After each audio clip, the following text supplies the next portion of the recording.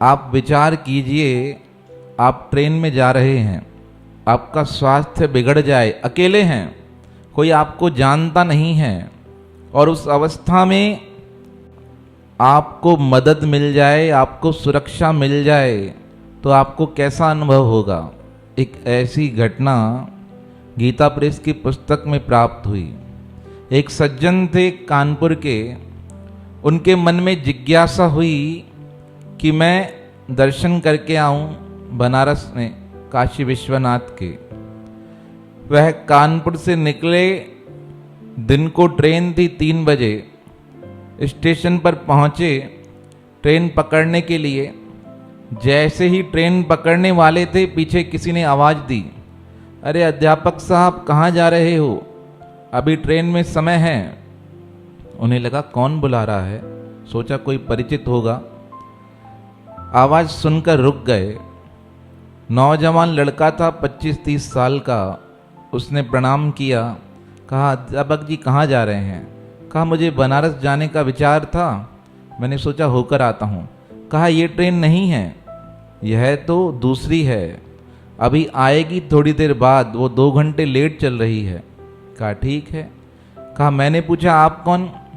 कहा आप मुझे नहीं जानते हो। वो नौजवान कहने लगा पर मैं आपको अच्छी तरह से जानता हूँ, आपने मुझे पढ़ाया है और मेरे अध्यापक आप रहे हैं, मैं आपको अच्छी तरह जानता हूँ और मैं भी आपके साथ बनारस चल रहा हूँ, आप चिंता मत कीजिए। हम 2 घंटे इंतज़ार करते रहे। 2 घंटे बाद ट्रेन आई वहाँ पर। तब तक हम बैठे रहे, चर्चा होती रही। ट्रेन आई, उस सज्जन ने, नौजवान ने मेरा बैग उठाया, ट्रेन में लेकर गया और मुझे सीट पर सुला दिया। कहा मैंने भी भरोसा कर लिया, अच्छा इंसान है, सेवा कर रहा है। अभी 2 घंटे ट्रेन चली, हो सकता है उन्नाव स्टेशन उन्होंने लिखा है, यहाँ क्या कुछ नाम होगा। कहा वो स्टेशन आई, उन्होंने कहा कुछ खाएंगे। कहा पहले तो मैंने मना कर दिया, इच्छा नहीं। कहा फिर उन्होंने अपनी जेब से या बैग से बिस्कुट निकाला, वो बिस्कुट निकाल कर मुझे दिए, कहा खाओ। कहा मैंने बिस्कुट खा लिए। कहा उसके बाद मुझे होश ही नहीं रहा कि मुझे क्या हो गया, पता ही नहीं चला। कहा लखनऊ स्टेशन आते आते मैं अपनी सीट से गिर गया, मेरे मुंह से खून निकलने लगा, कुछ भी समझ नहीं आ रहा था, पता ही नहीं चल रहा था। इस प्रकार आसपास के लोगों ने देखा, कुछ लोगों ने गार्ड को बुलाया, मेरे जेब से फ़ोन निकाला, फ़ोन में जो पहला नंबर था उसे किया गया, उसे बताया गया आपके कोई सज्जन हैं, बीमार हो गए हैं, किसी ने इन्हें जहर खिला दिया है। कहा उसके बाद मुझे स्मृति नहीं रही, क्या मेरे दिमाग में चल रहा है, क्या हो रहा है, कुछ भी नहीं पता चला। कहा इस प्रकार मेरे परिवार वालों तक बात पता चली। परिवार वालों ने कहा आगे एक शहर आने वाला है, हमने वहाँ बता दिया है, आप उन्हें वहाँ तक लेकर आइए संभाल कर, उसके बाद हम उनकी संभाल कर लेंगे। जैसे परिवार वाले पहुँचे, वहाँ पर पहले से ही डॉक्टर की व्यवस्था कर दी गई थी। अब जब इस प्रकार उसे लेकर आने लगे ना, और नाव से लेकर लखनऊ, लखनऊ के बाद उन्हें आगे के स्थान पे उतारना था, इतने में एक नौजवान लड़का और चढ़ गया। कहा उसने जब देखा हालत खराब है तो मेरे समीप बैठ गया। वो स्वयं अपने हाथों से मेरे खून को साफ करता जा रहा था। मुझे उल्टी आ रही थी, वमन आ रहा था, उसकी भी कपड़ों पर गिरने की उसने चिंता नहीं की और इस प्रकार सेवा कर रहा था जैसे कोई बेटा अपने पिता की सेवा करता है। कहा जब वो स्टेशन आई, उस स्टेशन पर मेरे परिवार से तो कोई पहुंच नहीं सका था। कहा मैंने सुना वो सज्जन आगे जाने वाला था पर उसने अपना प्रोग्राम कैंसिल कर दिया, कहने लगा पहले मैं इनका इलाज कराऊंगा। वो स्वयं मुझे हॉस्पिटल लेकर आया, हॉस्पिटल में दाखिला कराया। दाखिला कराने के बाद उस व्यक्ति से पूछा गया यह आपकी कौन है, तो उसने क्या लिखा, यह मेरे सज्जन हैं। और अपना नाम क्या लिख किया, जो रजिस्टर में नाम की एंट्री हुई ना, उसमें उसने अपने नाम की एंट्री कराई बजरंग। अब वो तो करा के बैठे रहे। जब मेरे परिवार वाले आए, जैसे ही परिवार वालों ने मुझे देखा रोने लगे। इतने में वो सज्जन कहने लगे अब मैं जा रहा हूँ। इस प्रकार कह के वो वहाँ से चले गए और पैसे भी देकर गए। मेरे परिवार वाले बड़े हैरान हुए, कौन इस प्रकार इस कलयुग में किसी की मदद कर सकता है, कौन अनजान व्यक्ति सेवा करने आ गया।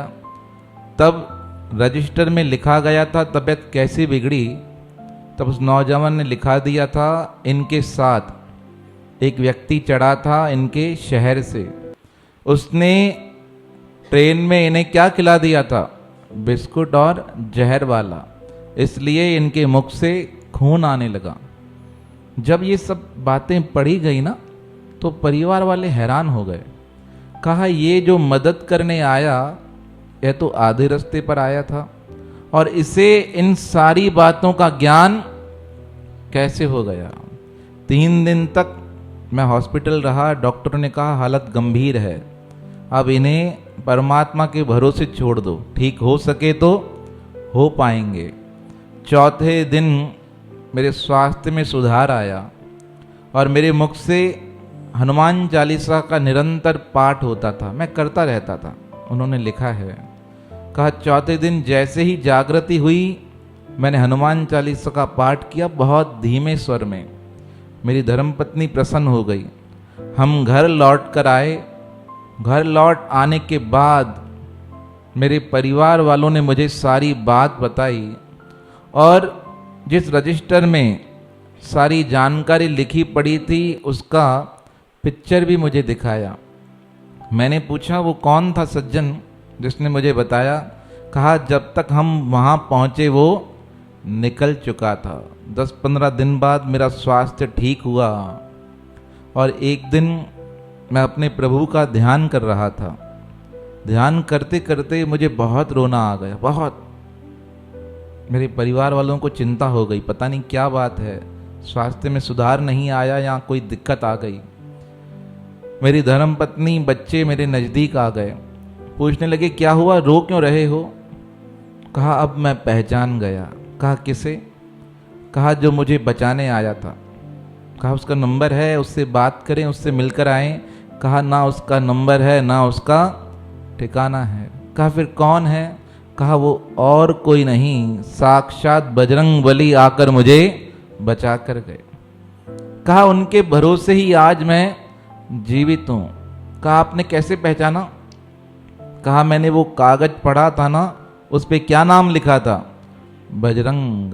कहा भगवान झूठ नहीं बोल सकते, कुछ भी बदल सकते हैं, रूप रंग सब कुछ बदल सकते हैं, पर जिस नाम का मैं जप कर सकता हूँ, जिसका मैं जाप करता हूँ, परमात्मा अपने नाम को कभी नहीं बदलते हैं। आपने देखा होगा महाभारत का इतिहास, जब जरासंध को भगवान मारने जाते हैं ना, भीम और अर्जुन के साथ, अपना वेश बदलते हैं, रंग रूप बदलते हैं, पर अपना नाम नहीं बदलते, क्योंकि नाम में तो शक्ति है। नाम के प्रभाव से तो परमात्मा क्या होता है, भक्तों के वश में हो जाता है। तो उन भक्तों ने ये चरित्र लिखा अपने जीवन का। कहा मैं पहचान गया कि उस कठिन परिस्थिति में परमात्मा ने स्वयं आकर मेरी रक्षा की है। तो प्रभु हर समय किसी न किसी रूप में आकर अपने भक्तों के प्राणों की रक्षा करता है, उनके मान सम्मान की रक्षा करता है, पर कब, जब मन का भाव बड़ा सच्चा हो। ना हो के भी करीब तू हमेशा पास था, कि 100 जन्म भी देखता मैं तेरा रास्ता, जो भी है सब मेरा तेरे हवाले कर दिया, जिस्म का हर रुआं तेरे हवाले कर दिया। जरा कभी मेरी नजर से खुद को देख भी, है चांद में भी दाग पर ना तुझ में एक भी। खुद पे हक मेरा तेरे हवाले कर दिया। जिस्म का हर रुआं तेरे हवाले कर दिया। जो भी है सब मेरा तेरे हवाले कर दिया। जिस्म का हर रुआं तेरे हवाले कर दिया।